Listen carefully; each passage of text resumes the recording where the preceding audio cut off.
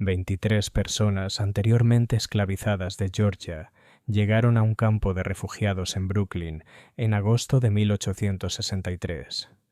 En su segunda noche allí, voluntarios alemanes les sirvieron hamburguesas, carne molida en panecillos suaves sazonada con sal y pimienta. Cuando dieron los primeros bocados, 17 adultos y 6 niños comenzaron a llorar incontrolablemente, no por dolor ni tristeza, sino por algo que los voluntarios nunca habían presenciado: el impacto abrumador de probar comida preparada con cuidado, servida con dignidad y comida como personas libres. En las siguientes 48 horas después de esa comida, la primera persona desapareció. Para Halloween, las 23 habían desaparecido sin dejar rastro. La policía se negó a investigar. Los registros del campo fueron alterados, y la verdad sobre lo que sucedió con aquellos que lloraron por las hamburguesas quedó enterrada bajo capas de documentos legales, complicidad del norte y una conspiración que se extendía desde los muelles de Brooklyn hasta la plantación de Georgia de la que habían arriesgado todo para escapar. Antes de continuar con esta historia, debo preguntarte algo. Si te atraen las verdades enterradas de la historia estadounidense, las historias que los libros ignoran, suscríbete a este canal y activa la campana de notificaciones. Y tengo curiosidad, ¿desde dónde nos escuchas? Escribe tu estado o ciudad en los comentarios. Ahora volvamos a ese verano de 1863, cuando 23 personas aprendieron que incluso en el norte, la libertad era más frágil de lo que jamás habían imaginado. El verano de 1863 había convertido a Nueva York en un caldero. Los disturbios del reclutamiento en julio habían dejado partes de Manhattan incendiadas y decenas de neoyorquinos negros asesinados por turbas enfurecidas por las leyes de conscripción. Las tropas federales restablecieron el orden, pero el odio siguió latente bajo la superficie. Al otro lado del East River, Brooklyn permanecía más tranquilo, aunque la tensión recorría cada vecindario como una corriente eléctrica buscando tierra. En la orilla oriental de Wabutt Bay, donde miles de prisioneros de guerra revolucionarios habían muerto a bordo de barcos británicos, la Sociedad Abolicionista de Brooklyn mantenía un campo de refugiados en una antigua fábrica de cuerdas. Harold Grayson, un rico comerciante naviero que había perdido a su hijo en Antietam, financiaba la operación. A finales de agosto, casi 140 personas anteriormente esclavizadas se refugiaban allí, durmiendo en barracones convertidos, aprendiendo a leer y buscando trabajo en una ciudad que ofrecía libertad, pero poca bienvenida. El 27 de agosto llegaron nuevos refugiados, 23 personas que habían viajado juntas desde Georgia. Se movían como un solo cuerpo, protectores y cautelosos, liderados por una mujer a la que los demás llamaban Patience. Parecía tener unos 35 años, alta y delgada, con el cabello grisáceo envuelto en un paño rojo desteñido. Cuando Harold Grayson la entrevistó para el registro del campo, proporcionó información mínima. Habían escapado de Pritchard's Landing, una plantación arrocera al norte de Savannah. El viaje había durado 7 meses. Comenzaron siendo 31. 8 no sobrevivieron. Los voluntarios notaron de inmediato cómo este grupo difería de otros refugiados. La mayoría llegaba sola o en pequeñas familias, extraños unidos solo por las circunstancias. Pero esos 23 actuaban como una familia, compartiéndolo todo, durmiendo en literas contiguas, hablando entre ellos en un dialecto gulá que los marcaba como gente de las tierras bajas. Los niños eran anormalmente callados, 3 varones, 3 niñas, incluido un bebé llamado Hope. Ninguno jugaba con los otros niños del campo. Observaban todo con ojos antiguos. Entre los voluntarios estaba Friedrich Vogel, un joven carnicero alemán cuya familia había huido de Prusia tras las revoluciones fallidas de 1848. Friedrich trabajaba en la carnicería de su tío durante el día y por las noches ayudaba en el campo, enseñando inglés y preparando comidas. 2 días después de la llegada del grupo de Georgia, propuso algo especial: hamburguesas, un plato obrero alemán que se estaba volviendo popular en los barrios inmigrantes de Nueva York. Carne molida mezclada con cebolla y especias, frita y servida en panecillos suaves. Comida sencilla, pero sustanciosa. Harold Grayson aprobó el gasto sin dudarlo. La preparación comenzó a media tarde del 29 de agosto. Friedrich y otros voluntarios trabajaron en la cocina al aire libre, moliendo la carne a mano, picando cebollas y mezclando especias. La carne chisporroteaba sobre planchas de hierro, enviando un humo fragante que se extendía por todo el campamento. Los refugiados salieron de los barracones, siguiendo el olor. Los voluntarios colocaron largas mesas en el patio, las mismas que usaban para cada comida comunitaria. Pero esa noche se sentía diferente. Tal vez por el rico aroma, tal vez por el clima apacible, tal vez por algo en el aire que sugería que tras tanta oscuridad, un momento de simple placer era posible. Mientras el atardecer pintaba el horizonte de Manhattan en tonos naranjas y dorados, los residentes del campo hicieron fila con platos de lata. Friedrich sirvió a cada uno personalmente. Una hamburguesa en un panecillo caliente. Algunos voluntarios jóvenes habían añadido extras: rodajas de tomate, pepinillos encurtidos, incluso mostaza amarilla. Era un festín para los estándares del campo. El grupo de Patience se acercó a la fila al final, como asegurándose de que todos los demás hubieran sido servidos primero. Pasaron frente a Friedrich uno por uno, aceptando sus platos con un agradecido silencio. Los voluntarios notaron que muchos temblaban al recibir su comida. Anna Miller, una mujer alemana que ayudaba a servir, le susurró a Friedrich: «Parece que temen que desaparezca». Los refugiados regresaron a su rincón habitual cerca de los barracones del este. Durante un largo momento, nadie comió. Simplemente sostuvieron sus platos mirando la comida. Luego Patience levantó su hamburguesa con ambas manos e inhaló profundamente. Los demás la siguieron. Un hombre mayor llamado Solomon cerró los ojos al aspirar el aroma. Una mujer llamada Esther se llevó la mano a la boca. Cuando Patience finalmente dio un mordisco, su expresión cambió. Sus ojos se abrieron de par en par. Ella masticó lentamente, deliberadamente, como si intentara memorizar cada sensación. Luego su rostro se contrajo y las lágrimas comenzaron a correrle por las mejillas. En cuestión de segundos, los demás también lloraban. No eran lágrimas silenciosas, sino sollozos profundos y entrecortados. El joven Benjamin dio un mordisco y comenzó a gemir, no por angustia, sino por algo que parecía una mezcla de alegría y dolor insoportable. Una joven llamada Naomi sostuvo al bebé Hope mientras presionaba su hamburguesa contra la frente, llorando tan fuerte que apenas podía respirar. El llanto se extendió por todo el grupo. Incluso el estoico Solomon dejó que las lágrimas corrieran por su barba gris mientras comía. Lloraban y comían al mismo tiempo, incapaces de detener ninguna de las dos acciones. Algunos reían entre lágrimas, otros se mecían como si rezaran. La intensidad de su emoción era desconcertante, casi aterradora por su crudeza. Friedrich y los demás voluntarios se quedaron inmóviles, sin saber si debían acercarse o dejarlos solos. Los ojos de Anna se llenaron de lágrimas de empatía. Thomas Rutherford, un voluntario negro libre cuyos padres habían escapado de la esclavitud en Virginia, observaba con profunda comprensión. Sabía lo que representaba ese momento. No era solo comida, era el reconocimiento de su humanidad. La simple dignidad de una comida caliente, bien sazonada, servida con bondad.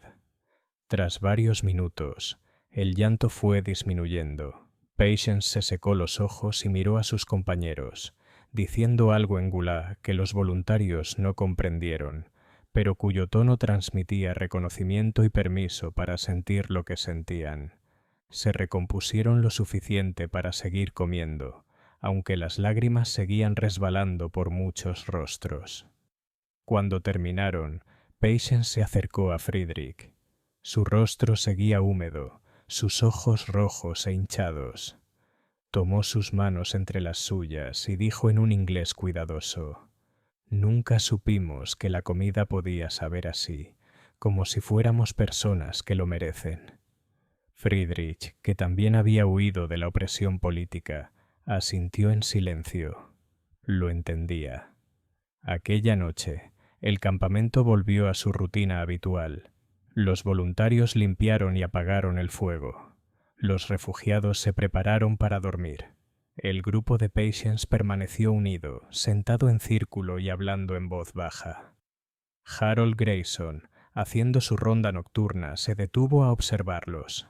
Más tarde escribió en el registro del campo: «Los recién llegados de Georgia mostraron una emoción notable esta noche.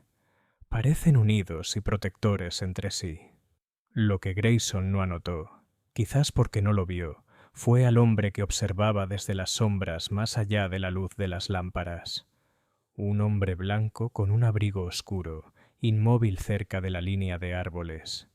Llevaba más de una hora allí, mirando la cena, observando al grupo de Patience, especialmente cuando las lámparas se apagaron. Luego se dio la vuelta y caminó hacia la carretera que conducía a los muelles del ferry. Si alguien lo hubiera seguido, lo habría visto reunirse con otros 2 hombres cerca del puerto. Los 3 hablaron brevemente y luego se dispersaron en la noche. 41 horas después, Ruth, de 7 años, desapareció. El 31 de agosto amaneció húmedo y pesado. Ruth había sido asignada para ayudar con la colada, una tarea agradable que consistía en colgar la ropa mojada entre postes. Anna Mueller supervisaba, enseñando a los niños canciones sencillas mientras trabajaban. Ruth estaba callada pero atenta, sujetando con cuidado cada prenda. A media mañana, Anna se alejó brevemente para buscar más pinzas. Cuando regresó menos de 3 minutos después, Ruth había desaparecido. El área de lavado era abierta por todos lados, visible desde varios puntos. Anna llamó su nombre, pensando que la niña se había acercado a la letrina. Pero Ruth no apareció. Revisó los lugares obvios y empezó a preguntar a otros refugiados. Nadie la había visto. La niña se había esfumado a plena luz del día en el centro de un campo poblado. Al mediodía, Harold Grayson organizó una búsqueda sistemática. Revisaron los barracones, la costa rocosa, los bosques y pantanos cercanos. Llamaron el nombre de Ruth hasta quedarse sin voz. Nada. La niña se había evaporado como la niebla matinal. Cuando informaron a Patience, ésta se quedó inmóvil. Su rostro se volvió una máscara sin expresión. Hizo una sola pregunta. ¿Alguien vio a un hombre? ¿Un hombre blanco mirando? Grayson le aseguró que los voluntarios mantenían vigilancia constante y que ninguna persona no autorizada había entrado al campamento. Patience asintió lentamente, pero no dijo más. Regresó con su grupo y habló en Gula con urgencia. Las reacciones de los demás reflejaron la suya. Una quietud terrible, como si lo hubieran estado esperando. Friedrich fue a la comisaría local para denunciar la desaparición. Volvió 2 horas después, con el rostro enrojecido de ira y vergüenza. El sargento apenas había levantado la vista. Niña negra del campo de contrabando. Probablemente se escapó. Lo hacen todo el tiempo. Cuando Friedrich insistió en que una niña de 7 años no simplemente huye, el sargento se encogió de hombros. No tenemos hombres para desperdiciar buscando fugitivos. Se negó a registrar el informe. El campo permaneció en alerta durante 3 días, con voluntarios turnándose para vigilar por la noche. Pero la vida no podía detenerse por completo. Poco a poco, la vigilancia se relajó. La ausencia de Ruth se convirtió en un misterio doloroso, llorado pero sin explicación. Sin embargo, el grupo de Patience nunca se relajó. Ahora se movían en grupos cerrados, sin permitir que nadie quedara solo. Los hombres se turnaban para mantenerse despiertos durante la noche, como centinelas. Cuando los voluntarios preguntaron por qué, Patience dio explicaciones vagas sobre sentirse insegura. Thomas Rutherford entendió lo que no decía abiertamente: cazadores de esclavos, mercenarios, secuestradores que se divertían capturando fugitivos incluso en ciudades del norte. La ley de esclavos fugitivos seguía siendo ley federal. El 4 de septiembre, Caleb desapareció. Era uno de los mayores, quizás de unos 40 años, con una marcada cojera por una vieja lesión. Había estado ayudando a descargar los carros de suministros, trabajo duro con descansos frecuentes. Durante uno de esos descansos, Caleb caminó hacia la línea de árboles, presumiblemente para aliviarse. 5 minutos después, cuando terminó el descanso, Caleb no regresó. Friedrich caminó hacia los árboles llamando su nombre. No encontró nada. No había señales de lucha ni indicios de dirección. Esta vez, Grayson no se molestó en acudir a la policía. En su lugar, envió voluntarios a buscar en los muelles y vecindarios cercanos, preguntando en las tabernas si alguien había visto a un hombre negro cojeando. Las búsquedas no dieron resultado. Caleb había desaparecido tan completamente como Ruth. El patrón continuó con regularidad aterradora. Cada pocos días, otro miembro del grupo de Patience desaparecía, a veces durante el día mientras realizaban tareas rutinarias. Otras veces, alguien que había estado presente en la cena no aparecía a la mañana siguiente. Su cama intacta, como si nunca se hubiera acostado allí. Hombres, mujeres, incluso el joven Isaac, que estaba reuniendo leña un momento y al siguiente había desaparecido. A mediados de septiembre, el ambiente en el campamento había pasado de la preocupación al miedo. Otros refugiados comenzaron a evitar al grupo de Patience, como si la mala suerte pudiera contagiarse. Algunos susurraban sobre maldiciones. Otros ofrecían explicaciones más prácticas, recaptura sistemática por cazadores de esclavos. Pero ¿cómo podía ocurrir de manera tan eficiente, tan limpia, sin testigos? Patience había envejecido visiblemente. Su rostro se volvió demacrado, sus ojos perseguidos. Los miembros que quedaban, ahora menos de 15, permanecían a la vista unos de otros en todo momento. Dejaron de participar en las actividades del campamento, dejaron de asistir a las comidas. Los voluntarios llevaban la comida a sus barracones, y Patience la aceptaba con una gratitud vacía. Thomas Rutherford decidió investigar por su cuenta. Como hombre negro libre con conexiones en toda la comunidad afroamericana de Brooklyn, tenía recursos que los voluntarios blancos no poseían. Comenzó allí a hacer preguntas en las iglesias de Bridge Street y en los muelles donde trabajaban estibadores negros. ¿Alguien había visto hombres blancos sospechosos vigilando el campamento? ¿Había rumores de cazadores de esclavos operando en la zona? Las respuestas eran inquietantes, pero vagas. Sí, siempre había cazadores de recompensas en Nueva York, especialmente después de los disturbios del reclutamiento. Sí, había personas que habían desaparecido antes, negros libres secuestrados en las calles y nunca vueltos a ver. Pero nadie podía dar detalles concretos sobre quién hacía esto o a dónde llevaban a las víctimas. El 21 de septiembre, casi un mes después de su llegada, Naomi desapareció durante la noche. El bebé Hope fue encontrado por la mañana, aún dormido en la cama de Naomi, cuidadosamente envuelto en una manta. Pero Naomi no estaba. La presencia del bebé parecía deliberadamente preparada, prueba de que Naomi no se había ido por voluntad propia. Ninguna madre abandonaría a su hijo. Esta desaparición rompió algo en Patience. Reunió a los miembros que quedaban, ahora solo 11 adultos y 2 niños, y le dijo a Harold Grayson que se iban. Él protestó, argumentando que estaban más seguros allí que vagando por la ciudad. Patience lo miró con unos ojos que ya habían visto más allá de toda ilusión cómoda. «No estamos seguros en ningún lugar», dijo en voz baja, «pero al menos allá afuera podremos verlos venir». Antes de que Patience pudiera actuar, Thomas recibió la visita de Abraham Fletcher, un estibador negro que trabajaba en los muelles del ferry. Fletcher había oído que Thomas estaba haciendo preguntas sobre las desapariciones. Tenía información, dijo, pero era información peligrosa. Los dos hombres se reunieron después del anochecer en la pequeña habitación de Fletcher sobre un almacén frente al agua. Fletcher sirvió whisky en tazas desportilladas y le contó a Thomas lo que había visto. Durante el último mes, 3 hombres blancos habían estado presentes regularmente en los muelles. Vestían bien, con buenos abrigos y botas limpias, pero algo en ellos ponía los nervios de Fletcher de punta. Prestaban atención a quién llegaba y quién se iba, especialmente a las personas negras que viajaban solas o en pequeños grupos.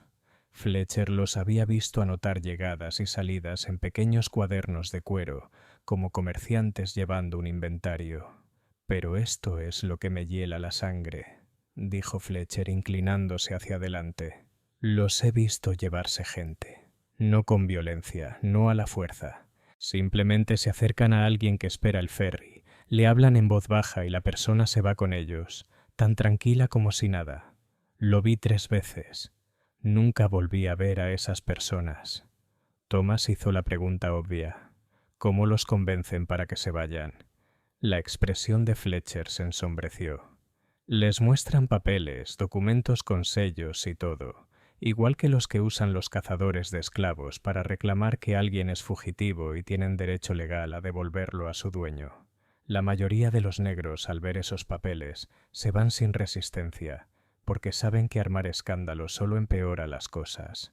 Podrían golpearlos, podrían matarlos ahí mismo, y la ley no movería un dedo. Esos hombres», insistió Thomas, «¿sabes a dónde llevan a la gente?» Fletcher negó con la cabeza. «Tienen un carro cubierto, normalmente esperando en South Street, una carreta de carga cerrada. Suben a la gente dentro y se alejan hacia el ferry. Supongo que hacia Manhattan, pero no sé más allá de eso». Hizo una pausa. «Pero escuché algo más. Hay un hombre en Manhattan. Dirige una pensión cerca de Five Points. Se llama Dutton, Virgil Dutton. Dicen que tiene conexiones en el sur. Ayuda a los cazadores de esclavos a coordinar los retornos. Ofrece alojamiento temporal antes de enviar a las personas de vuelta a sus dueños». Thomas agradeció a Fletcher y se marchó con la mente acelerada. Fue directamente a la casa de Harold Grayson y le contó lo que había averiguado. Grayson escuchó con creciente horror y luego tomó una decisión. Iría él mismo a las autoridades federales, no a la policía local, sino al ejército.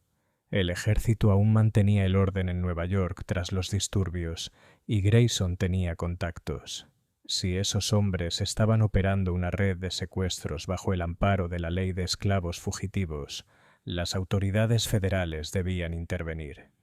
Pero incluso mientras Grayson planeaba su denuncia, los acontecimientos en el campamento estaban llegando a un punto crítico. Lo que Thomas y Fletcher no sabían era que la conspiración iba mucho más allá de cazadores de esclavos y operadores corruptos de casas de hospedaje. A la mañana siguiente de la conversación entre Thomas y Fletcher, Patience hizo una petición inesperada. Pidió a Harold Grayson una reunión privada, solo entre los dos. Se reunieron en la pequeña oficina administrativa del campamento, una esquina adaptada de la antigua fábrica de cuerdas. Patience se sentó frente a Grayson y guardó silencio durante un largo momento. Cuando por fin habló, su inglés refinado se había desvanecido en algo más crudo. «Necesito decirle la verdad, señor Grayson, sobre quiénes somos, sobre por qué nos están llevando». Grayson se inclinó hacia adelante. «Te escucho». Cuando le dije que veníamos de Pritchard's Landing, eso era cierto. Pero no le conté todo. Los ojos de Patience se enfocaron en algo distante. Pritchard's Landing no era solo una plantación de arroz, era una granja de cría.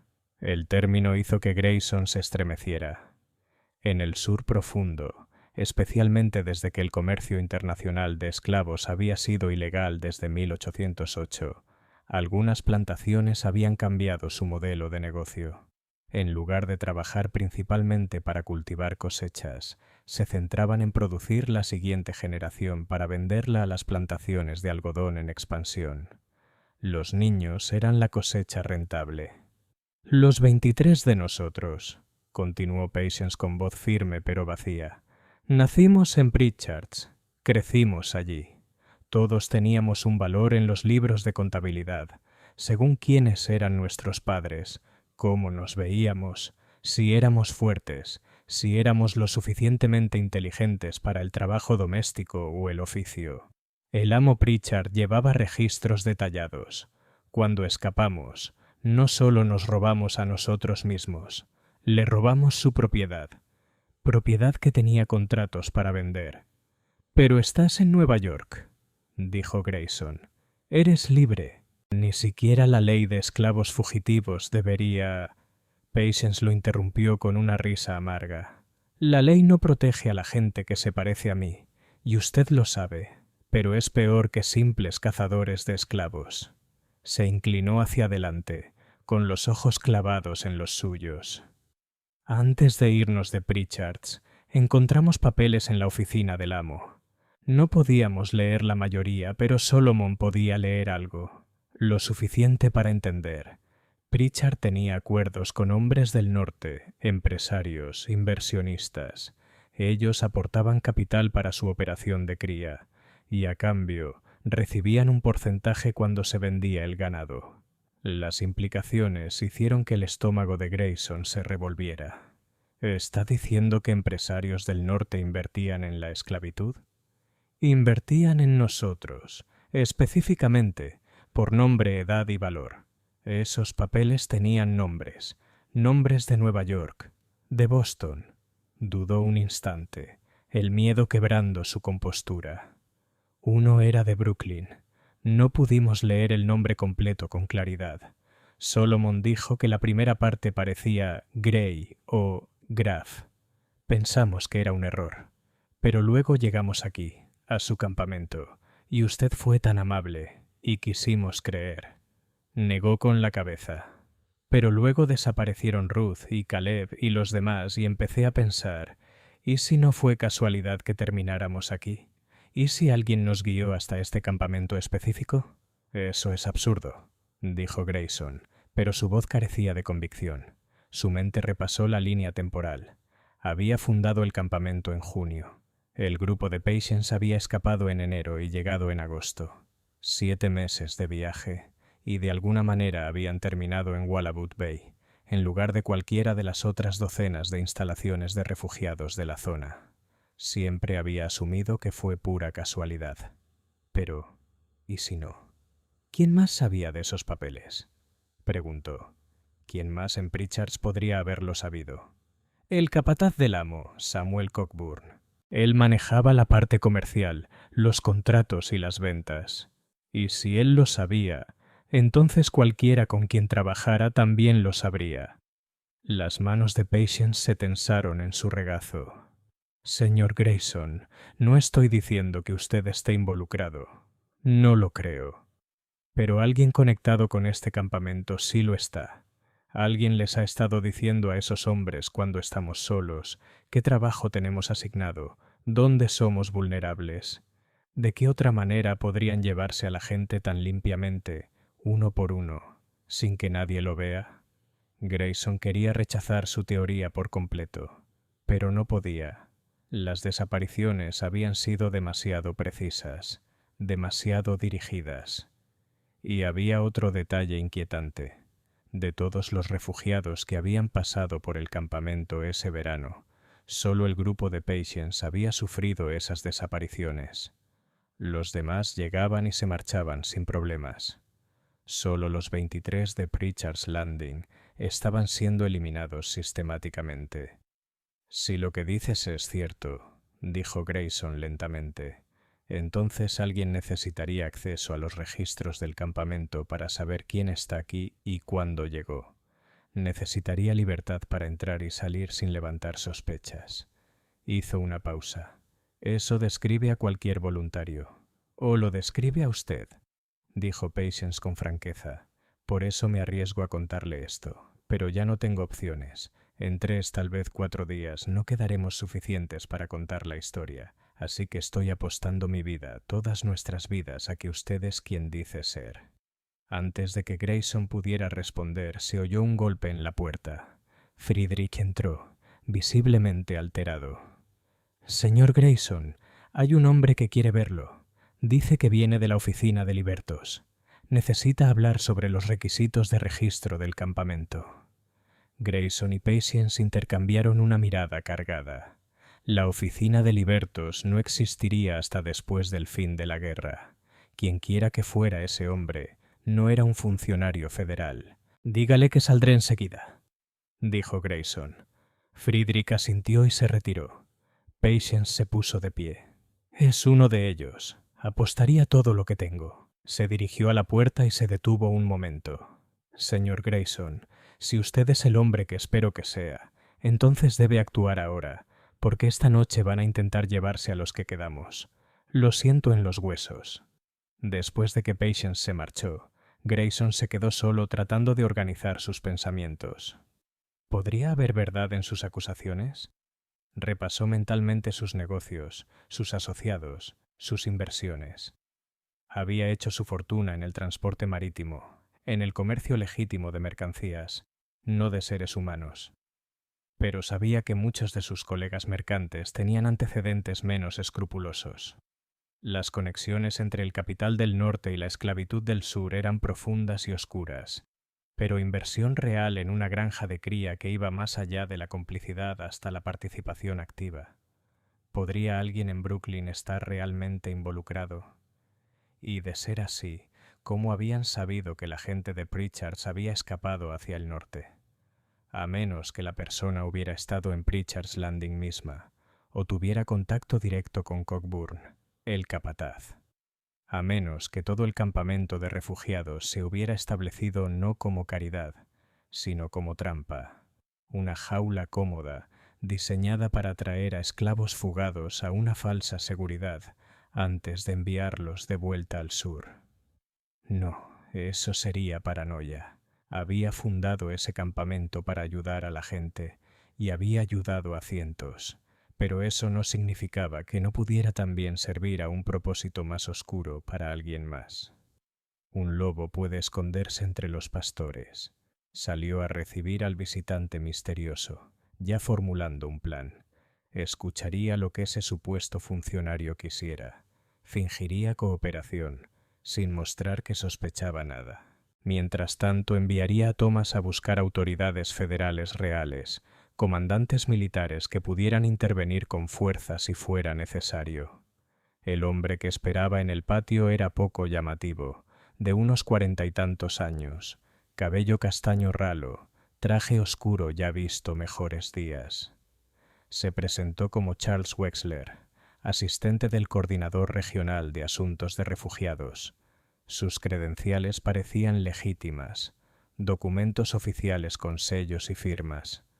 Pero Grayson tenía bastante experiencia con fraudes para reconocer una falsificación hábil. Wexler explicó que necesitaba efectuar un censo de todos los residentes del campamento, verificar nombres y residencias anteriores para asegurarse de que nadie reclamara un estatus de libertad fraudulentamente. Un trámite rutinario, dijo, exigido por nuevas regulaciones federales. Necesitaría acceso al registro del campamento y la oportunidad de entrevistar a los residentes individualmente. Grayson accedió a todo, manteniendo una cooperación cortés mientras su mente evaluaba las implicaciones. Esto era, pensó, el mecanismo mediante el cual habían estado identificando y atacando al grupo de Patience. Mientras Wexler se instalaba en la oficina para comenzar su censo, Grayson discretamente apartó a Thomas y le dio instrucciones urgentes. Ve a Manhattan de inmediato. Encuentra al mariscal federal o al mariscal militar, provost marshal, a alguien con autoridad real y tropas. Tráelos de vuelta a Wallabout Bay esta noche. No confíes en la policía local. Diles que hay una operación de secuestro en marcha y que hay vidas en juego. Thomas se marchó enseguida, tomando el siguiente ferry. Pero aun cuando se iba, la situación se deterioraba de formas que nadie había anticipado, porque Charles Wexler no había venido solo. Mientras Wexler distraía a Grayson y a los voluntarios con papeleo, otros 2 hombres se habían apostado silenciosamente cerca del perímetro del campamento. No se ocultaban exactamente, simplemente se mantenían fuera de la línea de visión directa, esperando su oportunidad. La oportunidad llegó al anochecer durante la cena, cuando la atención se centraba en la comida y la conversación. Uno de los hombres se acercó a los barracones donde el grupo restante de Patience se había aislado. Tocó cortésmente el marco de la puerta y llamó con voz amistosa. «Tengo una carta para alguien llamada Patience Crane. Viene de Georgia. Dice que es asunto de familia urgente». Dentro de los barracones, los 11 adultos y 2 niños restantes se quedaron paralizados. Una carta de Georgia solo podía significar una cosa. Alguien de Pritchards los había localizado, pero también podía ser una trampa. Patience miró a Solomon, situado junto a la puerta. El viejo tenía la mirada dura como la piedra. «No la abras», susurró. «No hay carta». Pero la voz del hombre sonó de nuevo con algo de filo. «También hay un mensaje sobre una niña llamada Ruth. Dice que está viva y espera. Dice que quiere que su gente vaya a buscarla». Eso lo cambió todo. Ruth, desaparecida hacía 1 mes. Si había aunque fuera una posibilidad de que estuviera viva, no podían ignorarla. Patience avanzó hacia la puerta, pero Solomon la agarró del brazo. «Es una mentira. Tiene que serlo». «Pero si hay cualquier posibilidad», dijo Patience en voz baja. Se liberó y se acercó a la puerta. A través de la rendija entre las tablas pudo ver la silueta del hombre sosteniendo lo que parecía un sobre. Abrió la puerta lo justo para hablar a través de la grieta. «Enséñeme la carta». El hombre dio un paso y cuando los últimos rayos de sol le iluminaron el rostro, Patience tuvo una visión clara. Era un rostro que reconocía, no del campamento, sino de más atrás, de Georgia, de Pritchard's Landing mismo. Ese hombre había estado allí. Había estado en el patio durante las inspecciones.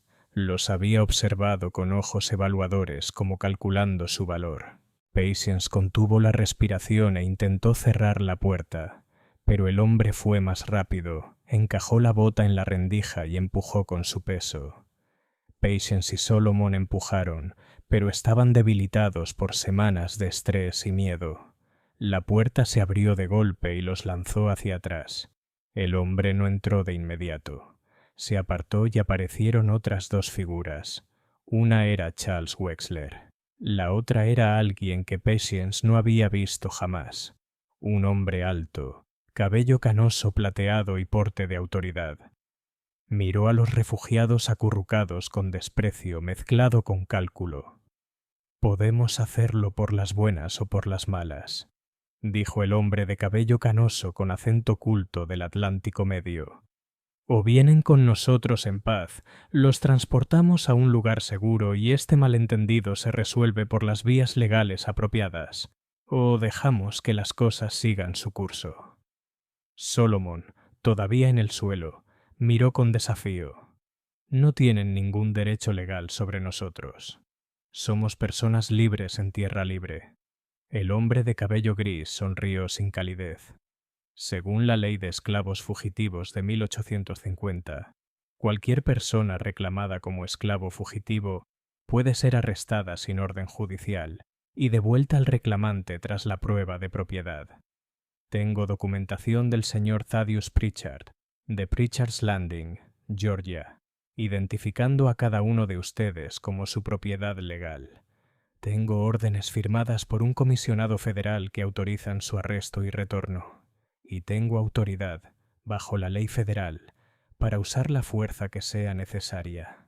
Sacó papeles de su abrigo, documentos de aspecto oficial cubiertos de sellos y firmas. Así que sí, tengo derecho legal ahora. ¿Vendrán pacíficamente? Por un largo momento nadie se movió. Entonces, uno de los hombres más jóvenes, Daniel, hizo algo inesperado. Empezó a reír. Una risa salvaje, desesperada. ¿Derecho legal?, jadeó. Ellos tienen derecho legal a robarnos, a arrastrarnos de vuelta, a hacernos trabajar hasta morir, pero nosotros no tenemos derecho legal a ser libres. Eso es América. Su risa se apagó y su rostro se endureció. No volveré. Si me quieren tendrán que matarme aquí mismo. Solomon asintió. Igual. He vivido 64 años, la mayoría encadenado. Moriré libre o no moriré. Uno a uno, los demás expresaron su acuerdo. No se irían pacíficamente. El hombre de cabello gris suspiró como quien trata con niños tercos. Hizo un gesto a sus compañeros, y los 3 hombres entraron en los barracones. Lo que ocurrió después se desarrolló con una eficiencia brutal. No estaban allí para matar. Los cadáveres no tenían valor. Eran expertos en someter resistencia. Llevaban garrotes de madera y cuerdas, y se movían con coordinación ensayada. La pelea duró tal vez 2 minutos. Los refugiados no tenían armas. Estaban superados en número, exhaustos por semanas de miedo. Varios intentaron huir por la parte trasera, solo para encontrar a 2 hombres más esperando afuera. Benjamin, uno de los niños, se escabulló entre las piernas de un atacante y corrió hacia el patio principal, gritando pidiendo ayuda. Solomon luchó con furia, empuñando un taburete de madera hasta que alguien lo golpeó por detrás. Cayó pesadamente, con sangre corriendo por su cabeza.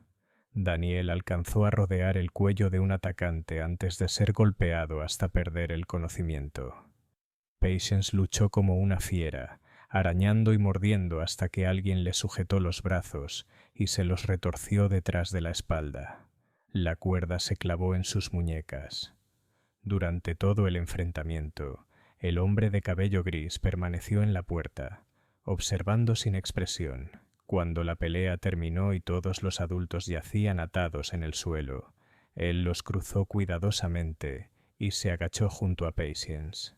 «Mi nombre es Lawrence Graverson», dijo en voz baja, casi conversacional. «Mi familia tiene intereses financieros en varias operaciones agrícolas en Georgia. Usted y sus compañeros representan una inversión de capital considerable. Capital que se fugó sin autorización. Estoy aquí simplemente para recuperar mi propiedad. Nada personal». Patience le escupió al rostro. Graverson se limpió sin mostrar enojo. Luego se puso de pie y dio órdenes a sus hombres. «Cárguenlos en la carreta, cúbranla con lona y háganlo en silencio». Pero Benjamin ya había dado la alarma. El niño de 10 años había llegado al patio principal, donde Friedrich ayudaba con la preparación de la cena. Chocó contra él, sollozando y gritando que unos hombres estaban llevándose a todos. Friedrich no dudó. Agarró el atizador del fuego y corrió hacia los barracones del este, gritando para que otros lo siguieran. Lo que Friedrich encontró al irrumpir por la puerta lo perseguiría toda su vida. 11 personas atadas como animales, varias sangrando, siendo arrastradas hacia una carreta cubierta estacionada detrás del edificio. Los hombres se volvieron al verlo, con expresiones frías y profesionales. Uno sacó una pistola. «Esto no le concierne», dijo el hombre del arma. «Asunto federal. Autorizado por la ley. Si interfiere, obstruye la justicia». Friedrich miró más allá de él. Vio a Patience, a Solomon inconsciente, a los demás siendo cargados como carga. Cada instinto le gritaba que aquello estaba mal. Pero el hombre tenía credenciales, documentos, autoridad federal. Friedrich era un inmigrante sin poder ni posición. Lo inteligente sería apartarse. Pero había huido de Prusia precisamente porque había aprendido que los sistemas pueden ser corruptos, que las leyes pueden ser injustas, que quedarse al margen mientras el mal actúa con autoridad legal también es maldad. Levantó el atizador. «No me importa qué papeles tenga, no se los llevará». El arma giró hacia él. Friedrich vio el dedo del hombre apretando el gatillo. Vio los ojos de Patience agrandarse de horror. Vio acercarse su propia muerte. Y entonces Thomas Rutherford irrumpió por la puerta detrás de él, seguido por 4 soldados con uniforme azul de la Unión. «¡Nadie se mueva!», gritó Thomas. Había encontrado una patrulla del ejército de la Unión en Manhattan. Convenció al teniente de que un crimen estaba ocurriendo y regresó con refuerzos militares. Los soldados, que llevaban semanas lidiando con disturbios civiles, no dudaron al ver hombres armados amenazando a civiles. Sacaron sus armas y de repente el equilibrio de poder cambió. Graverson evaluó la nueva situación con ojos calculadores. Sus hombres estaban superados, enfrentando autoridad militar. Podía insistir en sus reclamaciones legales, mostrar sus órdenes y tal vez aún ganar. La ley estaba de su lado, pero los oficiales militares en tiempos de guerra tenían amplia discreción. Si esos soldados decidían retener a todos para interrogarlos, si traían alguaciles para investigar, si aquello se volvía un incidente público. Graverson tomó su decisión. «Caballeros», dijo a los soldados con voz perfectamente calma, «ha habido un malentendido. Tenemos autoridad legal para recuperar esclavos fugitivos, pero quizá este no sea el lugar adecuado. Nos retiraremos por ahora y seguiremos esto por los canales apropiados». Hizo un gesto a sus hombres, que con visible renuencia soltaron a sus cautivos y se apartaron de la carreta. El teniente de la Unión, un joven de Connecticut llamado William Hriggs, que había visto la fealdad de la esclavitud en Gettysburg, miró a Graverson con un desprecio abierto. «Tienen 5 minutos para salir de esta propiedad. Después de eso, empiezo a arrestar por asalto y presentaré un informe a mi oficial al mando. Si quieren reclamar derechos legales, háganlo por los canales oficiales, a la luz del día, no con garrotes y cuerdas en la oscuridad». Graverson asintió con frialdad. Luego cruzó la mirada con Patience una última vez. Sin pronunciar palabra, le prometió con los ojos: «Esto no ha terminado». Luego él y sus hombres se retiraron, desapareciendo en la noche de septiembre. Los soldados ayudaron a desatar a los cautivos y les brindaron atención médica básica. Friedrich envió por Anna y otros voluntarios, quienes trajeron agua, vendas y consuelo, pero incluso mientras la crisis inmediata pasaba, todos comprendieron que esto era solo un respiro, no una victoria. Graverson tenía la ley de su lado. Tenía documentos, órdenes, autoridad. Podía regresar en cualquier momento con más hombres, con más fuerza legal. Harold Grayson, que había estado atrapado en conversación con Wexler durante el ataque, comprendió ahora el alcance completo de lo que había facilitado sin saberlo. Su campamento, su obra de caridad, había sido usado como terreno de caza. Pero una pregunta lo atormentaba. ¿Quién les había informado? ¿Quién les había dado detalles sobre los movimientos de los refugiados, sus tareas, sus momentos de vulnerabilidad? Alguien los había traicionado, y ese alguien seguía allí. El teniente Hriggs resultó ser más que un salvador temporal. En lugar de limitarse a presentar un informe y seguir adelante, se interesó personalmente en el caso. Había perdido amigos en Gettysburg, y ver a hombres usando la ley federal para secuestrar a personas que habían arriesgado todo por la libertad encendió algo dentro de él. Pasó el día siguiente entrevistando a todos en el campamento, tomando declaraciones detalladas, investigando lo que pudiera descubrir sobre Graverson y su red. «El problema», explicó Hriggs a Grayson, Patience y Thomas durante una reunión vespertina, «es que la ley no se preocupa por si la esclavitud es moralmente incorrecta. La ley de esclavos fugitivos dice que alguien que escapa de la esclavitud puede ser devuelto a su dueño si éste puede probar su reclamación. Estos documentos, si son auténticos, hacen precisamente eso». «Pero estamos en Nueva York», protestó Friedrich. «Aquí la esclavitud es ilegal». En Nueva York sí, respondió Griggs, pero no bajo la ley federal. Esa ley tiene supremacía sobre la estatal. Fue uno de los compromisos que mantuvieron unida a la Unión antes de la guerra.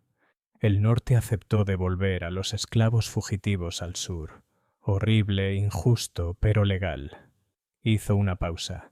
Sin embargo, hay procedimientos. Las órdenes deben emitirse correctamente.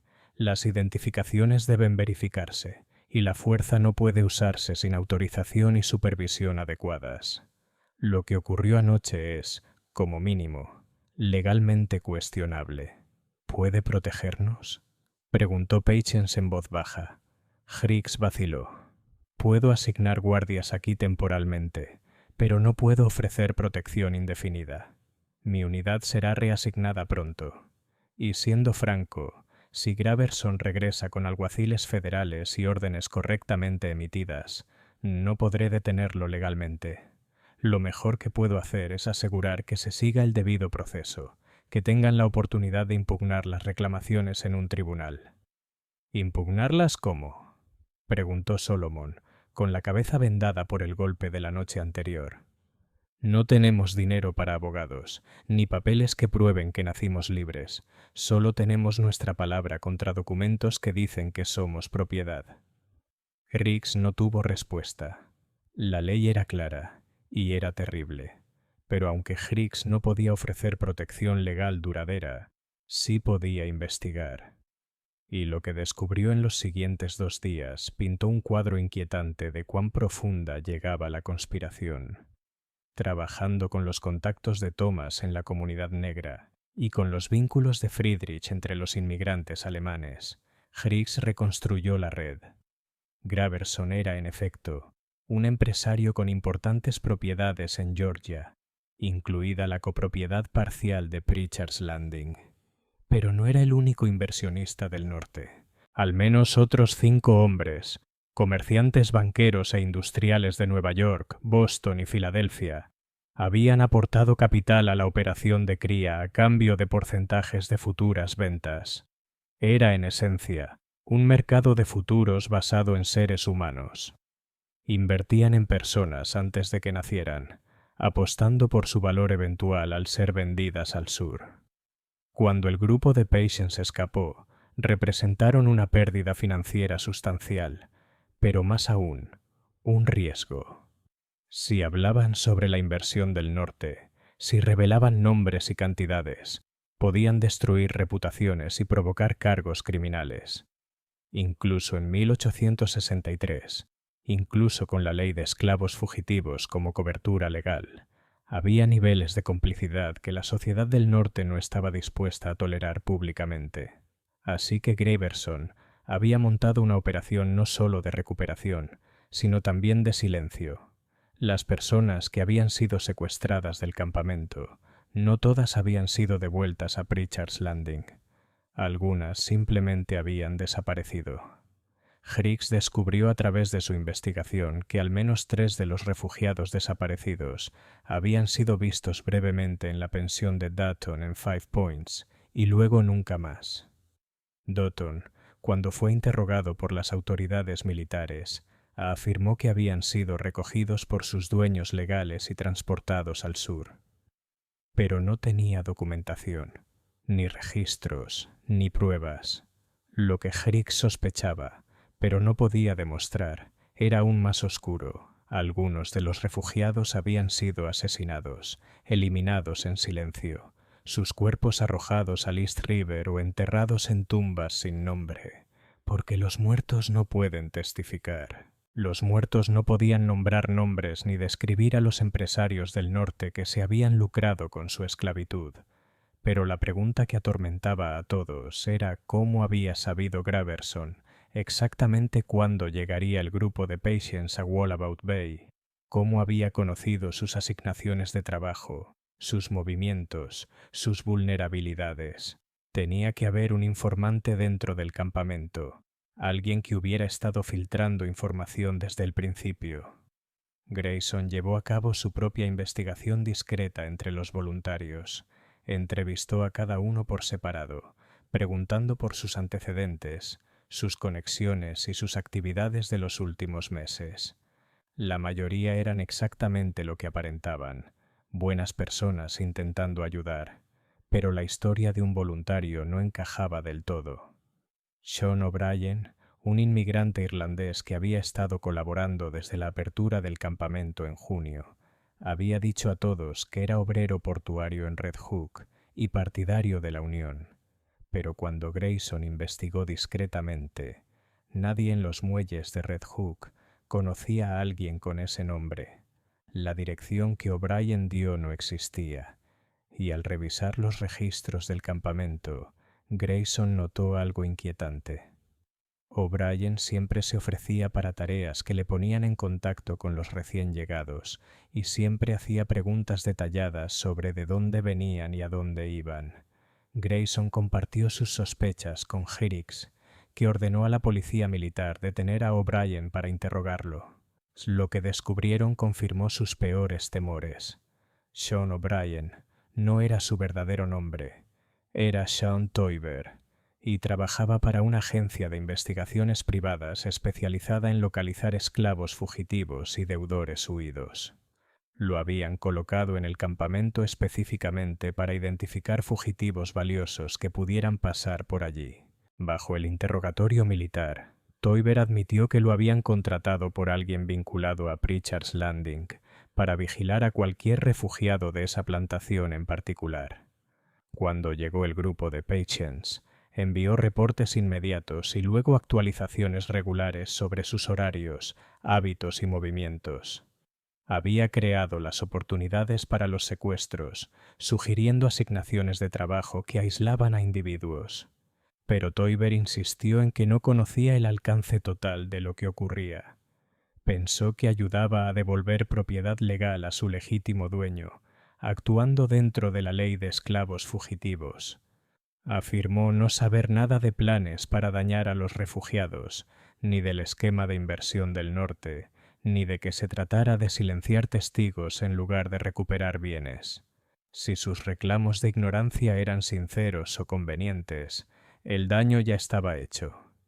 El campamento había sido comprometido desde el principio. Cada refugiado que había pasado por allí había sido catalogado, evaluado y potencialmente marcado para recaptura. El lugar que debía ser santuario había sido una trampa. Cuando Grayson supo la verdad, algo se quebró en él. Había construido el campamento con intenciones genuinas, lo había financiado con su propio dinero y se había dedicado a ayudar a exesclavizados a construir nuevas vidas, y todo había sido usado en su contra. Su obra de caridad se había convertido en un arma. Reunió esa noche a residentes y voluntarios del campamento y confesó todo. La traición de Toiber, la red de Graverson, el esquema de inversión del norte, su propia complicidad involuntaria. Su voz se quebró al hablar. Pensé que hacía el bien, pensé que ayudaba, pero los puse en peligro, les hice vulnerables, y por eso lo siento profundamente. Patience, sentada en la primera fila con los que le quedaban, escuchó sin expresión. Cuando Grayson acabó, se puso en pie. Señor Grayson, usted no nos traicionó. La ley nos traicionó. El país nos traicionó. Usted acaba de enterarse de lo que nosotros sabíamos desde siempre, que en América incluso la bondad puede convertirse en un arma contra los negros. Incluso la seguridad es una ilusión. Miró a los refugiados y voluntarios reunidos. Apreciamos esa hamburguesa. Apreciamos las lágrimas que vertimos cuando la probamos, porque por un momento, solo un momento, nos sentimos como personas que merecen ser tratadas con dignidad, y nadie puede arrebatarnos ese momento. Ni Graverson, ni la ley, ni todo este maldito país. Sus palabras flotaron en el aire, mezcla de duelo y desafío que capturó algo esencial sobre la supervivencia en condiciones imposibles. Tomabas los momentos de gracia cuando podías encontrarlos, sabiendo que podían ser fugaces y que el horror podía volver, pero los tomabas igual porque la alternativa era rendirse por completo. El teniente Hriggs, Dio a Grayson y a los residentes del campamento 48 horas para decidir. Greverson probablemente regresaría con alguaciles federales y documentación impecable, y cuando eso sucediera, Griggs no tendría base legal para intervenir. El grupo restante de Patience, reducido ahora a 9 adultos y 2 niños tras todas las desapariciones, debía moverse y hacerlo rápido. ¿A dónde podían ir? Canadá era la respuesta obvia. Una nación que había abolido la esclavitud y que no reconocía la ley de esclavos fugitivos, pero implicaba un viaje de centenares de millas por territorio hostil, con recursos limitados y la ley federal en su contra. Otras ciudades del norte ofrecían tan poca protección como Nueva York. Incluso en Massachusetts o Boston, los cazadores de esclavos operaban con impunidad legal. Thomas Rutherford propuso una alternativa. Tenía contactos en la comunidad abolicionista que manejaban una red de casas seguras, el extremo norte del ferrocarril subterráneo, diseñado no solo para ayudar a salir del sur, sino para hacer desaparecer a la gente una vez que llegaba al norte. Nuevas identidades, documentos falsificados, colocación con familias y comunidades dispuestas a proteger sus secretos. Era arriesgado, ilegal y lejos de ser perfecto, pero era una oportunidad. Grayson comprometió los recursos que le quedaban en el esfuerzo. Financiaría personalmente el viaje, proporcionaría dinero, suministros y contactos. Era lo menos que podía hacer después de que su campamento se hubiera usado como trampa. Liquidó bienes, pidió favores y en 24 horas reunió lo suficiente para dar al grupo de Patience una oportunidad real. Pero surgió una complicación. La pequeña Hope, la bebé que había perdido a su madre Naomi, no podría soportar un viaje tan arduo por territorio hostil. Necesitaba estabilidad, seguridad, cuidados constantes, y debía recibirlos de una forma que no la marcara como fugitiva. Tras una dolorosa discusión, Patience tomó una decisión que le desgarró el alma. Hope sería entregada a una familia negra libre de Brooklyn, personas con reconocimiento legal que podrían criarla como a su propia hija. Era la única manera de darle una vida normal. La despedida entre Patience y Hope fue casi insoportable de presenciar. Patience había cargado con la niña a través de 7 estados. La había protegido cuando su madre desapareció. Le había prometido mantenerla a salvo.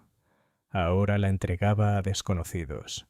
Pero al apoyar su frente contra la cabeza diminuta de Hope, le susurró: «Vas a crecer libre, vas a crecer segura, vas a crecer sabiendo que eres una persona que merece cosas buenas. Eso es todo lo que siempre quisimos. Eso es todo lo que cualquiera de nosotros quiso».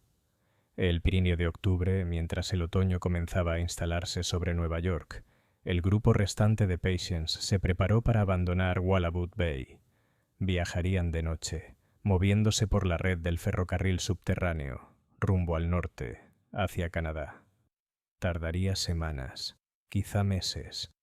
Tal vez algunos no lo lograrían, pero quedarse significaba captura segura y retorno a Georgia, o algo peor. Harold Grayson los despidió en persona, estrechando la mano de cada uno, ofreciendo palabras de aliento y disculpa. Cuando llegó a Patience, quiso hablar, pero no pudo articular palabra. Ella le tomó la mano entre las suyas. Lo intentó. Dijo simplemente: «Eso ya significa algo». Partieron poco después de la medianoche del 2 de octubre, desvaneciéndose en la oscuridad como fantasmas. Friedrich y Anna los observaron hasta mucho después de que desaparecieran de la vista. Thomas Rutherford se había ido con ellos. Había decidido que ayudarlos a llegar a salvo era más importante que su propia seguridad en Brooklyn. Su conocimiento de las rutas y sus contactos en la comunidad negra podían marcar la diferencia entre sobrevivir o ser capturados. El campamento de Wallabout Bay continuó funcionando 3 meses más antes de que Grayson lo cerrara definitivamente. La traición de Toiber había destruido la confianza en la instalación. Otros refugios de la ciudad comenzaron a recibir a las personas que necesitaban amparo. Grayson se involucró más activamente en los círculos abolicionistas, utilizando su riqueza y contactos para apoyar operaciones encubiertas, del tipo que no dejaban registros que pudieran ser explotados. Lawrence Graverson hizo un último intento por recuperar su propiedad.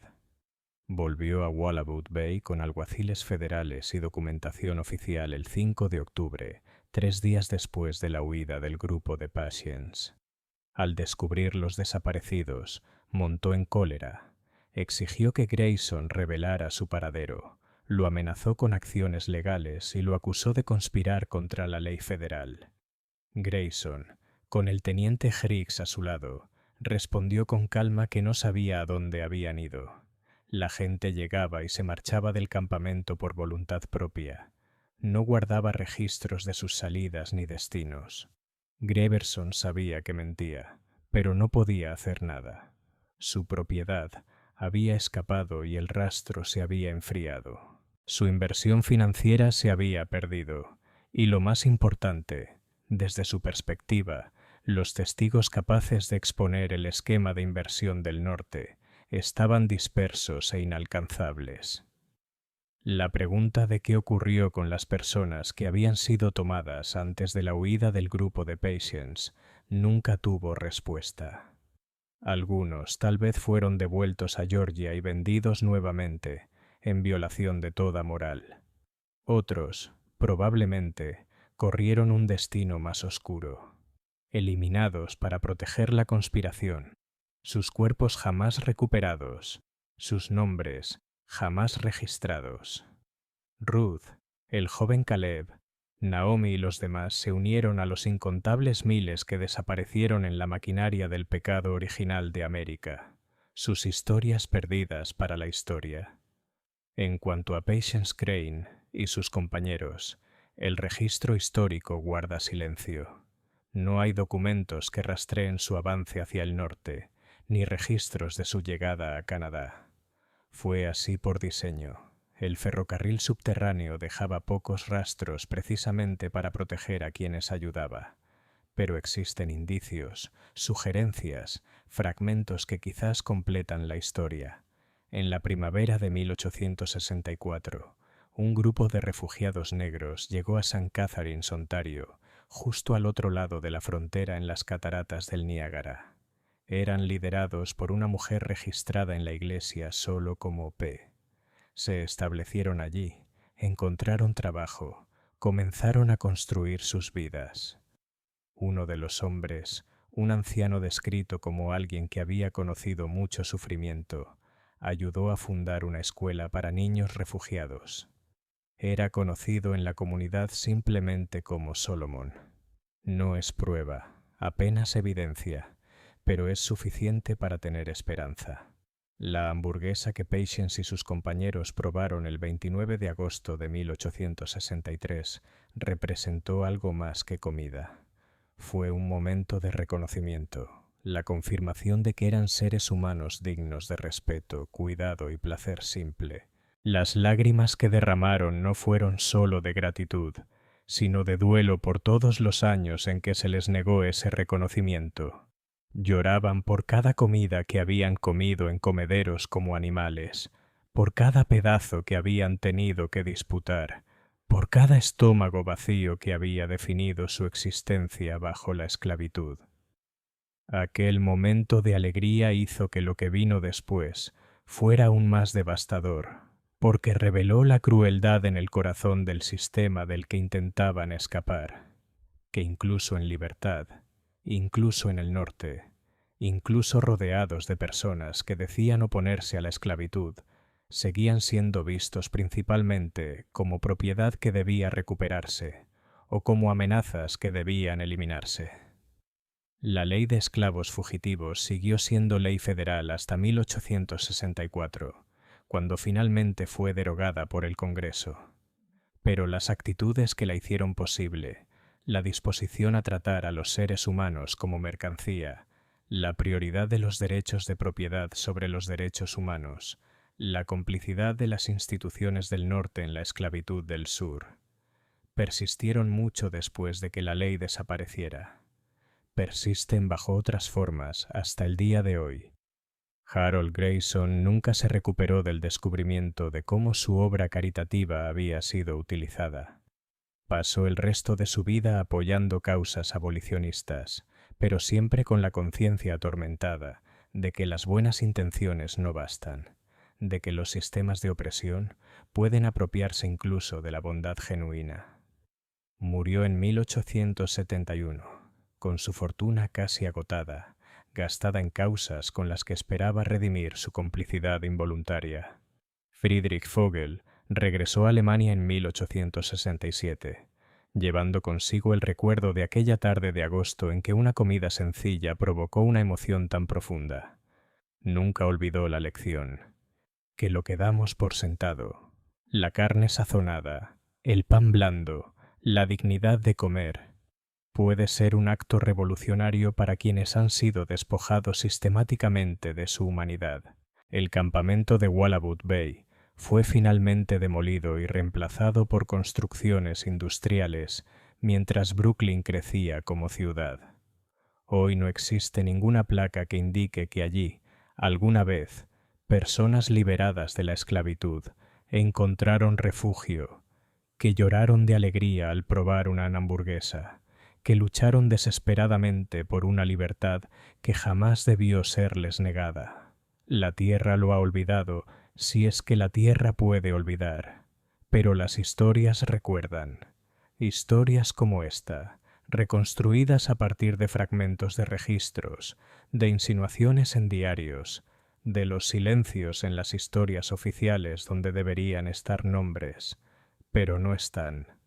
Contamos estas historias no porque tengan finales felices, la mayoría no los tiene, sino porque revelan verdades sobre quiénes fuimos y quizás sobre quiénes seguimos siendo. Patience Crane y sus compañeros querían algo casi imposible en su sencillez: comer buena comida, vivir sin miedo, ser tratados como personas dignas de respeto y dignidad.